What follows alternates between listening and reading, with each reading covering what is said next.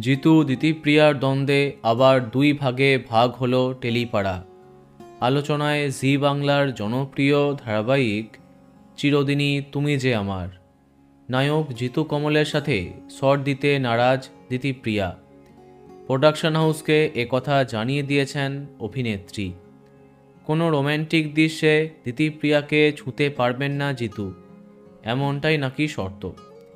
নায়ক নায়িকার একসঙ্গে স্ক্রিন থাকলে জিতু সময় মতো পৌঁছে গেলেও দিতিপ্রিয়াকে বারবার ডাকতে হয়। গতকালকে অভিনেতা এই বিষয়ে দীর্ঘ পোস্ট করে জানিয়েছেন, তার কি আত্মসম্মান নেই? তিনি এবার সত্যি সিদ্ধান্ত নিয়েছেন। তাকে ধারাবাহিকটি ছেড়ে দেবার অনুরোধ স্বীকার করেছেন অভিনেতা। শনিবার সকালে এ খবর ছড়িয়ে পড়তে সামাজিক মাধ্যমে ঝড়। এরই মাঝে খবর আসে আগামী সপ্তাহে প্রোডাকশন হাউস মিটিং ডেকেছে। সমস্যার সমাধান না হলে ধারাবাহিক থেকে বেরিয়ে যেতে পারেন জিতু কমল।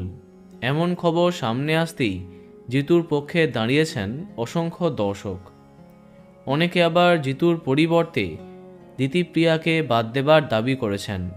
কেউ আবার দিতিপ্রিয়া সহ ধারাবাহিককে বয়কট করবার কথা জানিয়েছেন। সব নিয়ে কে শেষ পর্যন্ত ধারাবাহিকটি ছাড়ছে তা জানা যায়নি। এমন অবস্থায় ধারাবাহিকটি শেষ হবার কথাও শোনা যাচ্ছে।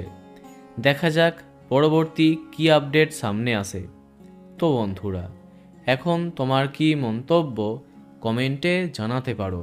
আর এই রকমই আরও অনেক ভিডিও পেতে সাবস্ক্রাইব কারেন্ট বস। ধন্যবাদ।